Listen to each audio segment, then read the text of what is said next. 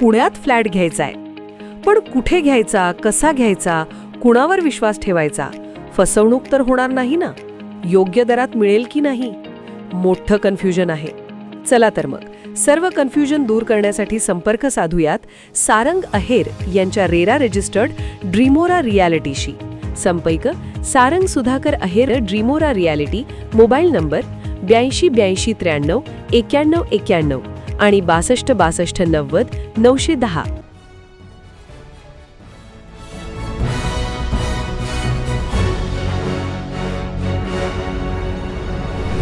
आपण पाहत आहात BCCN न्यूज. शिक्षक मतदारामध्ये माध्यमिक शाळेतील सर्व शिक्षकांना संधी द्यावी. अमरावती शिक्षक मतदार यादीतील संभ्रम दूर करण्याची DS लहाणे यांची मागणी. अमरावती शिक्षक मतदार यादी तयार करण्याचे काम सुरू आहे. मात्र यादीमध्ये मोठ्या प्रमाणात संभ्रम आहे, तो दूर करण्यात यावा व माध्यमिक शाळेतील सर्व शिक्षकांना मतदानाची संधी द्यावी अशी मागणी शिवसेना उद्धव बाळासाहेब ठाकरे पक्षाचे सहसंपर्क प्रमुख प्रा. DS लहाणे यांनी निवडणूक आयोगाकडे केली आहे. याबाबत त्यांनी जिल्हाधिकाऱ्यांची भेट घेऊन निवेदन सादर केले. भारत निर्वाचन आयोगाच्या पत्रामधील 1.2.3 मधील तरतुदीमध्ये माध्यमिक शाळेचा उल्लेख आहे, मात्र माध्यमिक शिक्षकांचा नाही. त्यामुळे माध्यमिक शाळेतील सर्व शिक्षक पात्र असावे.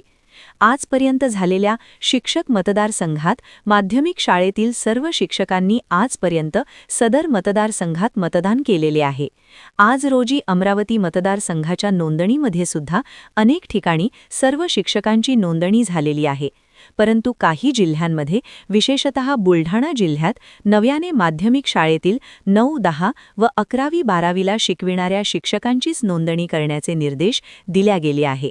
तसेच शासनमान्य स्वयंसहाय्यित शाळा व इतर टेक्निकल संस्था, विना अनुदानित महाविद्यालये, विना अनुदानित अपंग किंवा मूकबधीर शाळा, मतिमंद शाळा येथील कार्यरत शिक्षकांना शिक्षणाधिकारी यांचे अप्रूव्हल नसते.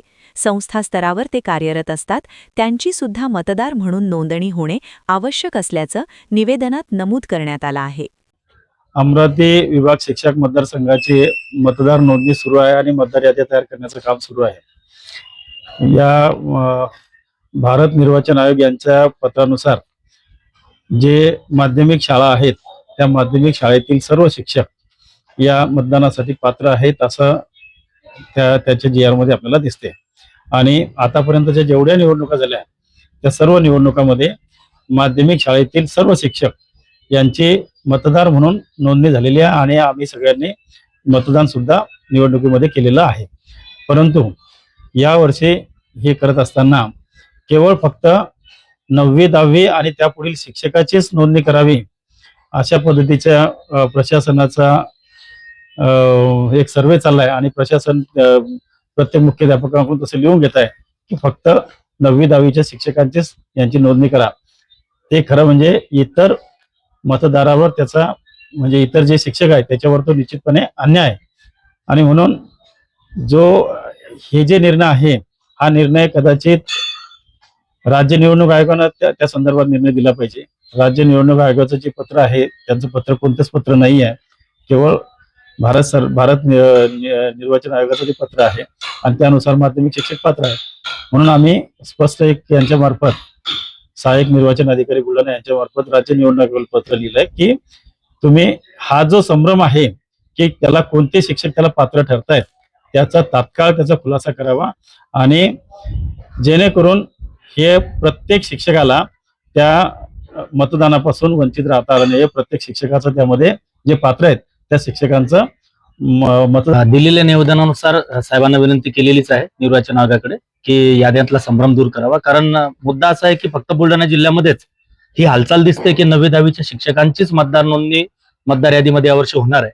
इतर जिल्ह्याचा आम्ही आमच्या सहकाऱ्यांचा आढावा घेतला असता तसं काही दुसरीकडे दिसत नाही. त्यामुळे शिक्षक वंचित राहू नये असं अपेक्षित आहे. जर GR असं म्हणतो की not lower than middle school म्हणजे माध्यमिक शाळेपेक्षा कमी शाळेचा मतदार चालणार नाही. आतापर्यंत अनुभव असा होता की 10व्या वर्गाची शाळा 10व्या वर्गाची ते 8व्याच आहे ती पूर्ण शाळा म्हणजे माध्यमिक शाळा. जोपर्यंत शासन असं क्लिअर करत नाही निर्वाचन आयोग की माध्यमिक शाळेतील माध्यमिक शिक्षक तोपर्यंत हा संभ्रम कायम राहील आणि मग आतापर्यंत मतदान केलेल्या सर्व शिक्षकांचा भ्रमनिरास होतोय. अनेक मतदार यातून बाहेर जात आहे. असं होऊ नये लोकशाहीला पोषक अशी मतदार यादी आणि तशा स्पष्ट सूचना आल्या पाहिजे या अपेक्षेनं निर्वाचन आयोगाकडे आम्ही निवेदन दिलंय. त्यावर कारवाई होणं अपेक्षित आहे.